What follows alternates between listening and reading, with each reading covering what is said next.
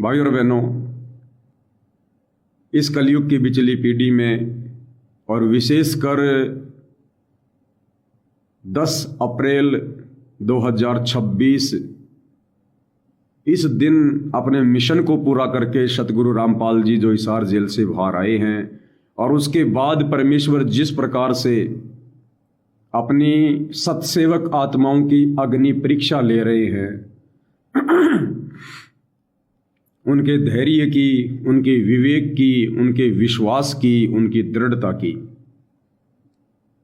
और इसके बावजूद भी हम इस अग्नि परीक्षा में दृढ़ता के साथ अपने गुरुदेव भगवान पर पूर्णतया विश्वास करके डटे हुए हैं, रुके हुए हैं। ये भाई और बहनों अपने आप में एक 8वां अजूबा है, 8वां अजूबा। वो कहते हैं ना कि मार्कंडेय के बारे में गुरुदेव भगवान ने बताया कि मार्कंडेय ऋषि बंगाल के खाड़ी में तप कर रहा था और उसके तप को खंडित करने के लिए इंद्र ने अपनी पत्नी भेजी, सची, जो इंद्रलोक में सबसे ज्यादा खूबसूरत है, सुंदर है, इंद्र की पटरानी। बाकी छोटे मोटे तो सब फेल हो गए थे उसके एजेंट। अपनी पत्नी को भेज दिया फिर उसने कि तू मार्कंडेय ऋषि का तप एनीबॉडी कुछ भी करके हुक एंड क्रुक और उसके तप को खंडित कर, चाहे तुझे कुछ भी करना पड़े। और भाई और बहनों, उसने सब कुछ कर दिया। गुरुदेव ने बताया उसने अपनी कमर का नाड़ा तक तोड़ दिया अंत में नग्न होने के लिए, और नग्न होके खड़ी हो गई। लेकिन मार्कंडेय ऋषि टस से मश नहीं हुआ। तब उस शची ने कहा कि हे महात्मा जी, हे ऋषि जी, आपकी समाधि कहां लगी हुई थी, आपकी सुरती कहां लगी हुई थी? मेरे सुंदर रूप को देखकर, मेरे यौवन को देखकर मैंने जो वातावरण तैयार कर दिया था, बसंत जैसा मौसम बना दिया था, इन सब को देखकर ये जंगल में छोटे मोटे ऋषि मुनि तपस्वी बाबा थे, ये तो सब आउट हो गए, विचलित हो गए अपने तप से, अपने धर्म से। आपके ऊपर जरा से भी आंच नहीं आई, जरा भी फर्क नहीं पड़ा आपको, आपकी समाधि कहां लगी थी? तो उसने कहा कि मेरी ब्रह्मलोक में लगी थी समाधि। तो ठीक इसी प्रकार भाई और बहनों, 11 साल तक तो गुरुदेव भगवान ने हिसार जेल में बैठकर हम सत्सेवकों की परीक्षा ली, पूरी संगत की परीक्षा ली। और इस परीक्षा में ये जो जैसे वो छोटे मोटे ऋषि महात्मा मुनि थे जो उसके यौवन को देखकर विचलित हो गए, ऐसे ही सतलोक आश्रमों से जुड़े हुए भाई बहन, गुरु का परिवार, कोऑर्डिनेटर, ये ऋषि संत महात्मा भगत, ये सारे के सारे फेल हो गए, सारे के सारे। और उसके बाद इंद्र की पत्नी ने अपना कमर का नाड़ा भी तोड़ दिया, अंत में नग्न होकर खड़ी हो गई कि अब तो ये डगमग होगा ही होगा। फिर अंत में गुरुदेव भगवान ने धनाना आश्रम में आकर और परमेश्वर जी ने अपने ही परिवार के उन भक्ति विरुद्ध कर्मों का भी समर्थन कर दिया, उन्हें कुछ ना कहकर, उल्टा उन्हें आशीर्वाद देकर। तो परमेश्वर ने सोचा कि अब तो ये बच्चे डगमग हो गए ही हो गए, अब तो ये साध संगति वाले विचलित हो ही जाएंगे। अग्नि परीक्षा, लेकिन आशीर्वाद उन्हीं का भाई और बहनों। दोनों तरफ खेल परमात्मा खेलता है जब खेलना होता है। तो परमेश्वर जी के आशीर्वाद से भाई और बहनों हम उसके बाद भी डगमग नहीं हुए। हमारा विश्वास रति मात्र भी अपने गुरुदेव भगवान से विचलित नहीं हुआ, मन में कोई दोष पैदा नहीं हुआ। और भाई और बहनों, इस अग्नि परीक्षा में गुरुदेव के आशीर्वाद से, देखो उनके आशीर्वाद के बिना कुछ नहीं है। आप और हम चाहे कितने ज्ञानी हैं, कितने महाध्यानी हैं, कितने विद्वान हैं, कितने कुछ हैं, अगर सतगुरु रामपाल जी भगवान परीक्षा ले और उस परीक्षा में एक जीव पास हो जाए, ये तो सौपन जैसी बात है। हम तो 8वीं 10वीं 12वीं की परीक्षा में भी फेल होते थे, सप्लीमेंट्री आती थी, ग्रीस लग लग के पास होते थे। और ये भगवान जिसकी परीक्षा ले वो पास हो जाए, ये परमात्मा खुद ही पास करवाता है। तो आज लगातार इस अग्नि परीक्षा में हम भाई बहन सफल होते जा रहे हैं। हम पूरा का पूरा श्रेय, पूरी की पूरी महिमा इस महा उपकार के लिए अपने पूज्य गुरुदेव भगवान के चरणों में दंडवत करके समर्पित करते हैं और अर्ज करते हैं गुरुदेव भगवान से कि ये परमात्मा इसी प्रकार से हम नीचों पर रजा बना के रखना। उसके बाद भाई और बहनों, 90 डिग्री वाले प्रवीण भगत जी ने, अब उनको प्रवीण एलावत कहने की आवश्यकता नहीं है, क्योंकि जो चोट परमात्मा ने अपनी आत्मा पे मारनी थी वो मार दी परमात्मा ने। वो कुबद का जो गढ़ था, जो जाने अनजाने में, नादानी में हम लोग लिए घूमते हैं, कोई अपने कुल की छाप लगा लेता है, मतलब हर प्रकार की कुबद है यहाँ तो काल के द्वारा पैदा कर रखी है। तो परमात्मा जी के संकेतों को भाई समझ गया है। आज वीडियो बनाकर उन्होंने अपने गलती के लिए पश्चाताप किया है, हृदय से परमात्मा से माफ़ी मांग ली है। और ये परमात्मा तो दयालु है, परम दयालु, दया के सागर, इनसे बढ़कर तो कोई दयालु है ही नहीं। और हमें तो पूरा विश्वास है, उम्मीद ही नहीं कि गुरुदेव भगवान अवश्य माफ करेंगे, ऐसा नहीं, कर दिया परमपिता परमेश्वर जी ने। पश्चाताप से बढ़कर भाई और बहनों कोई क्षमा नहीं है। जिसको अपनी अंतरात्मा में जिसको ग्लानि हो जाए अपने द्वारा किए गए उन कार्यों की, उन कर्मों की, और जो हृदय से माफी मांग ले सोशल मीडिया पर, यानी समाज के सामने। ये सोशल मीडिया क्या है? समाज। यानी उसने अपने यूट्यूब चैनल पर माफी मांगी है, तो उसके यूट्यूब चैनल पर उसके रिश्तेदार भी जुड़े हैं, उसके परिवार के लोग भी जुड़े हैं, उसके यार दोस्त भी जुड़े हैं, भगत समाज भी जुड़ा हुआ है, और राजनेता भी जुड़े हैं जिनका वो इंटरव्यू लिया करता था। तो उसने अपना सब कुछ, वो कहते ना, दांव पे लगा दिया, लोक लाज मार दी उसने कि दुनिया क्या कहेगी, समाज क्या कहेगा। और ऐसे परमात्मा प्रसन्न होता है भाई और बहनों। लोक लाज ना कीजिए, निर्भय हो रहिए, जय मन चावे राम को तो दासा तंदरिए। तो परमेश्वर ने अवश्य, हमें उम्मीद है अपने गुरुदेव भगवान पर, जो गुण इस परमपिता परमेश्वर के हैं, परमेश्वर जी ने अब तक तो माफ कर दिया होगा और आगे अपनी आत्मा को दृढ़ करके भक्ति करवाएगा। हमें भी बड़ी खुशी हुई। और प्रवीण दास की इस घटना के माध्यम से सतलोक आश्रम से जुड़े भाई बहनों ने भी कुछ सबक लेना चाहिए, कुछ शिक्षा लेनी चाहिए। अरे उस भाई ने तो कोई बहुत बड़ी गलती नहीं करी भाई, जो गलती थी वो गलती थी। अब जहर चाहे एक टपका हो चाहे बोतल हो, लेकिन फिर भी सतलोक आश्रम वालों ने जो गलतियां कर रखी हैं, जो पंगे इन्होंने परमपिता परमात्मा सतगुरु रामपाल जी से समय समय पर लिए हैं काल प्रेरणा से, वो चाहे करोथा कांड का समय हो, चाहे बरवाला कांड से पहले का समय हो, चाहे बरवाला कांड के समय का हो, राष्ट्रीय समाज सेवा समिति बनाकर अपनी मनमानियां करके, प्रशासन से पंगा लेके, या गुरुदेव के जेल जाने के बाद उनकी आत्माओं की मर्यादा तुड़वाने वाला खेल हो, इन्होंने तो बहुत बड़े बड़े पंगे ले रखे हैं। और इनको महसूस भी नहीं हो रहा, इनको आभास भी नहीं हो रहा कि हम कितनी बड़ी गलती कर चुके हैं। तो प्रवीण दास की इस घटना के माध्यम से सतलोक आश्रम से जुड़े भक्तों ने, गुरुदेव के परिवार ने शिक्षा लेनी चाहिए कि आप लोग भी जितना जल्दी हो सके तुरंत गुरुदेव भगवान के चरणों में नाक रगड़ दो, रो रो के माफी मांग लो अपने कुकृत्यों की, जो तुम लोगों ने परमेश्वर के बाग को उजाड़ा है। इस परमपिता परमेश्वर जी को जो इस संसार में एक आम व्यक्ति की लीला करने आए हुए हैं, आपने इनको मानुष मानकर इनके साथ में आपने ऐसे ऐसे जुल्म करके काल प्रेरणा से ऐसी ऐसी घटनाओं को अंजाम देकर अपने अहंकार के चलते, और जो 11 साल तक आपने गुरुदेव भगवान को जेल में बैठने के लिए विवश किया है, इससे बढ़कर घोर पाप, अग पाप कोई नहीं है। तो प्रवीण दास की घटना से शिक्षा ले लो, अपनी मान बढ़ाई, अहंकार, अपनी चौधर को ठंडे बस्ते में डाल दो, इस झूठी इज्जत को, झूठी शानो शौकत को, झूठी इस चौधर को अपने पैर की जूतियों के नीचे रौंद दो। ये परमात्मा दयालु है, हो सकता है तुम्हारी सुध ले ले, वरना बहुत तगड़ी मुसीबत मोल ले ली है। अभी तुम खेल समझ नहीं पा रहे परमात्मा का। ये तुम्हारे बीच में बैठकर, और ये तुम्हारे को सीधा कर रहा है, तुम्हारे बीच में बैठकर। जो सीधा हो जाएगा ठीक है, नहीं तो सीधा फिर ऊपर ही जाएगा, वो सीधा ऊपर। जिस प्रकार हिरण्यकश्यप ने सोचा था ना ब्रह्मा जी से वरदान लेकर, अब ब्रह्मा जी ने तो क्या वरदान दिया, अब तो हमें पता चल गया। ये वरदान तो कबीर भगवान सतगुरु रामपाल जी ने दिया था ब्रह्मा जी के रूप में। तो जिस प्रकार हिरण्यकश्यप ने ब्रह्मा जी से वरदान लेकर और फिर उस वरदान का नाजायज फायदा उठाया था, दुरुपयोग किया था, और कैसे अंत में उसका बक्कल उतरा था, उसने तो ऐसी ऐसी कंडीशन परमात्मा के सामने रख दी थी, ना दिन में मरूं, ना रात में मरूं, ना 12 महीने में मरूं, ना इसमें मरूं, ना देव से मरूं, ना महादेव से मरूं, ना घर में मरूं, ना बाहर मरूं, ना छाव में मरूं, ना धूप में मरूं।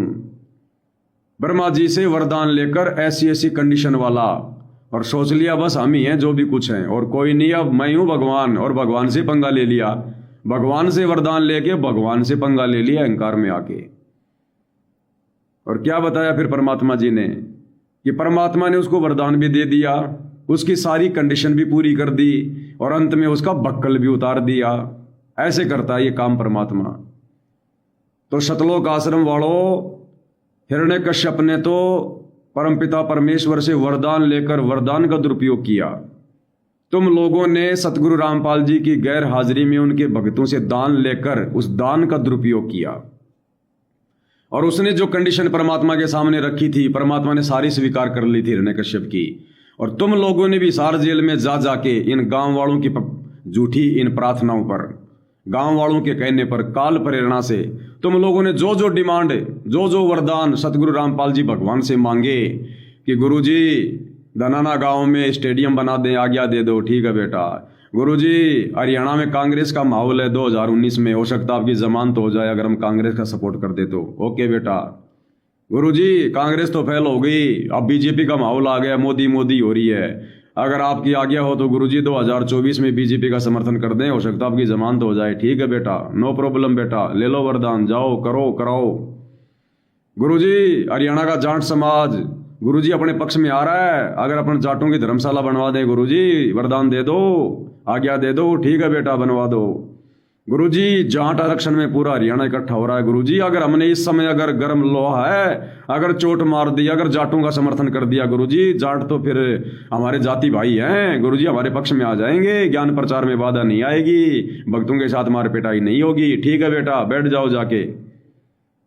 गुरुजी राजस्थान की राजपूत करणी सेना, बहुत सारे लोग उसमें शामिल हैं गुरुजी, और वो गैंगस्टर आनंद पाल सिंह की सीबीआई जांच का समर्थन कर रहे हैं सरकार से। गुरुजी यदि हम उनका समर्थन कर देंगे, कुछ दान धर्म दे देंगे, पैसा वैसा, तो गुरुजी बात बन जाएगी, राजपूत करणी सेना अपने पक्ष में आ जाएगी, हम आपकी जमानत करवा देंगे। ठीक है बेटा, कर दो।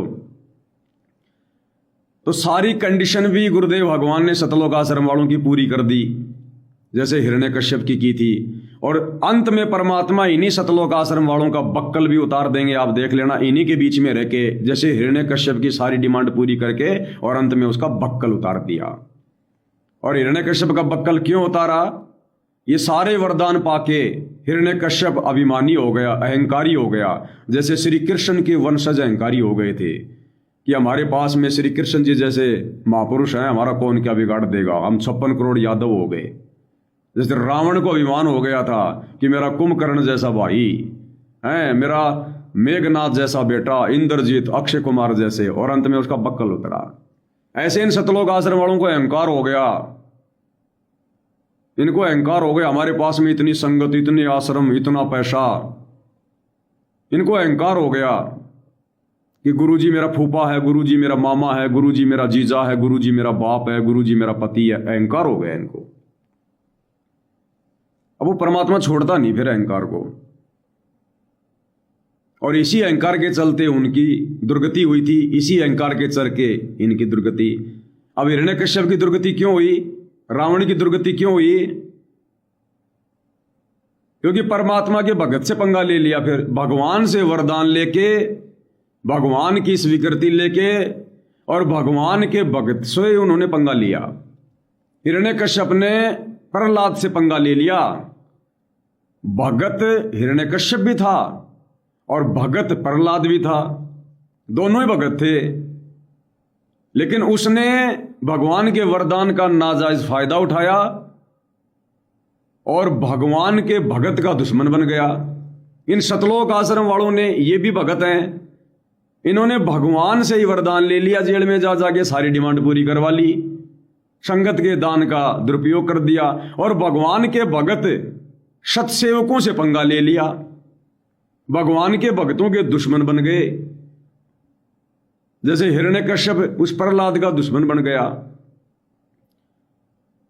तो इसी प्रकार भाई और बहनों, अब अंत में इन सतलोक आश्रम वालों का भी बक्कल उतरेगा। अब इनकी यह हालत होगी अब आने वाले समय में। इसलिए परमात्मा इन्हीं के बीच में बैठा है। वो समय का इंतजार कर रहा है कि इनका पाप का घड़ा कब भरे, वो हद कब पार करें। जैसे ब्रह्मा के रूप में परमात्मा ने वरदान दे दिया हिरण्यकश्यप को, जो मांगा सो दे दिया। और जब उसके पापों का घड़ा भर गया, जब उसने वरदान का दुरुपयोग किया, आके परमात्मा ने नरसिंह रूप में बक्कल तार दिया। मेरे से ही वरदान ले रहा है और मेरे ही भगत को दुखी कर रहा है। इसी प्रकार इन सतलोक आश्रम वालों ने कर दिया कि मेरे से ही वरदान ले रहे हो, सारी डिमांड पूरी करवा रहे हो, मेरे भक्तों से दान ले रहे हो, मेरे भक्तों की मर्यादा तोड़वा रहे हो, और मेरे साथ संगति वाले भक्तों के साथ में पंगा ले रहे हो। इसलिए परमात्मा वहां बैठा हुआ है कि हो सकता है, क्योंकि हिरण्यकश्यप को भी बहुत मौका दिया। हिरण्यकश्यप की पहली गलती में उसका बक्कल नहीं तारा परमात्मा सतगुरु रामपाल जी ने। 84 मौके दिए थे, 84 मौके हिरण्यकश्यप को। उसने भगत प्रहलाद को 84 प्रकार की यातना दी थी। कभी पहाड़ से फेंकना, कभी जंगल में डलवाना, कभी काल कोठरी में डलवाना, कभी सर्पों के बीच में डलवाना, कभी गर्म तेल के उस कढ़ाई में डलवाना। 84 प्रकार की यातना दी थी, अर्थात 84 चांस, 84 मौके दिए थे भगवान ने कि सुधर जा, सुधर जा, सुधर जा। इन आश्रम वालों को भी देख लो, मौके पे मौके दे रहे हैं भगवान, मौके पे मौके। सुधर जाओ, सुधर जाओ, संभल जाओ। ना हिरण्यकश्यप ने सुधरने और संभलने का नाम लिया, ना ये सतलोक आश्रम वाले अर्थात गुरु जी का परिवार सुधरने और संभलने का नाम ले रहा। तो भैया अंत में जब पाप का घड़ा भर जाएगा तो एकमात्र, अब गुरुदेव ने कह तो दिया ना कि वो तीसरा झटका काल नहीं उठ पाएगा। तो काल क्या है? ये काल के एजेंट जो संगत में कुसंगत फैली हुई है, गुरु का परिवार, ये तीसरा झटका नहीं उठ पाएंगे। अब तीसरा झटका इनसे सहन नहीं होगा अब सतगुरु रामपाल जी भगवान का। तो भाई और बहनों, ये आप और हमारे ऊपर बहुत बड़ी रजा, बहुत बड़ी मेहर हुई है जो हम गुरुदेव भगवान के संकेतों को समझ पा रहे हैं। और इन सतलोक आश्रम वालों को परमात्मा ने एक मौका दे दिया दोबारा से इन्हीं के बीच में आकर, इन्हीं के बीच में बैठकर सतलोक आश्रम धनाना में, और प्रवीण दास के माध्यम से परमात्मा ने एक लीला को जन्म देकर, एक घटना को जन्म देकर, और ये सत्कर्म मान लेना भाई और बहनों, आप और हम सत्सेवक भाई बहनों को बचाने के लिए परमात्मा ने उस आत्मा को बलि का बकरा बनाया है। नहीं, वो ऐसी गलती कर नहीं सकता, इस दास को पता है। आप और हम भाई बहनों को सबको पता है, जो इतना डिवोटी, इतना समर्पित, वो कैसे इतनी बड़ी गलती कर देगा। लेकिन आप और हम सत्सेवक भाई बहनों को परमात्मा ने उस सतलोक आश्रम धनाना में आने से फिलहाल इन परिस्थितियों में रोकने के लिए, और परमेश्वर ने चाहे बलि का बकरा बनाओ, चाहे निमित्त बनाओ, कुछ भी कहो, परमात्मा ने उस आत्मा को काम में लिया है। एक तीर से 2 शिकार कर दिए। उसका भी अहंकार घमंड तोड़ दिया भगवान ने, उसको भी सीधे रास्ते पे लाके खड़ा कर दिया। बिना मिले, आश्रम वालों ने तो गुरु जी से उसको मिलने भी नहीं दिया था, बिना मिले, बिना दर्शनों के। और परमात्मा ने कैसा 24 घंटे में खेल खेल दिया, 24 घंटे में। इसलिए कहते हैं मौला जल से थल करे, थल से जल कर दे, साहिब तेरी साहिबी श्याम कौन के सवेत। आप और हम सत्सेवकों को भी परमात्मा ने पाबंद कर दिया कि भाई वास्तव में बात तो यही है। और परमात्मा ने उसका भी कुबद का गढ़ तोड़ दिया, उसको भी अधीन बना दिया। बात उसकी भी समझ में आ गई कि अब आगे परमात्मा संसार को शरण में लेने के लिए संसार वालों के बीच में बैठकर सांसारिक लीला करेंगे। अब चाहे गुरु जी जो मर्जी करे, चाहे अपने खुद के विधान में रहे, चाहे विधान को तोड़े, चाहे मर्यादा में रहे, चाहे मर्यादा तोड़े, वो परमात्मा की मौज, उनकी मर्जी, वो साहिब है। उनको कोई कुछ नहीं रोक सकता, टोक सकता। हमारे लिए बस उन्होंने जो शिक्षा दी है, जो आदेश दिए हैं, जो ज्ञान समझाया, जो विधान बताया, हमने उनकी उस वर्तमान समय की उस करनी को देख कर नहीं चलना, हमने परमात्मा की कथनी पर चलना, उनके सत्संगों पे चलना है। तो सतलोक आश्रम वाले अगर संभलना चाहे तो संभल सकते हैं भाई, प्रवीण दास की घटना के माध्यम से, कि किस प्रकार से उसने ना समाज देखा, ना रिश्तेदार देखा, कुछ नहीं देखा। उसने अपनी जान पहचान, इज्जत, सब कुछ आज उसने अपनी मिट्टी में मिला दी एक झटके में। अपने फेसबुक पेज 90 डिग्री न्यूज के ऊपर उसने अपना माफीनामा सतगुरु रामपाल जी के चरणों में बेचकर। तो आश्रम वालों, त्याग दो मान बढ़ाई, ये चौधर ये ज्यादा दिन नहीं चलेगी, ध्यान रख लेना। दया कर देंगे, परमात्मा दयालु है। जब सतलोक में की गई गलती परमात्मा क्षमा करके इस गंदे लोक में आ गए, और इस गंदे लोक में आकर भी परमात्मा पिछले 20-25 वर्षों से तुम्हारी गलतियों को नजरअंदाज कर रहा है, तो ये गलती भी परमात्मा नजरअंदाज कर देगा यदि हृदय से करोगे तो, जैसे प्रवीण दास ने की।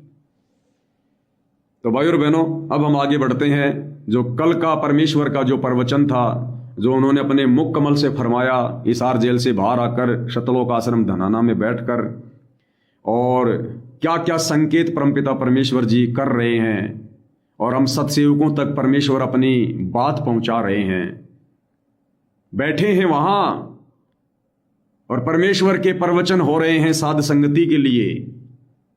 जो सामने बैठे हैं वो नहीं समझ पा रहे, और जो सैकड़ों किलोमीटर दूर बैठे हैं वो एक एक शब्द समझ रहे हैं, पकड़ रहे हैं कि गुरुदेव भगवान कहाँ क्या कह रहे हैं।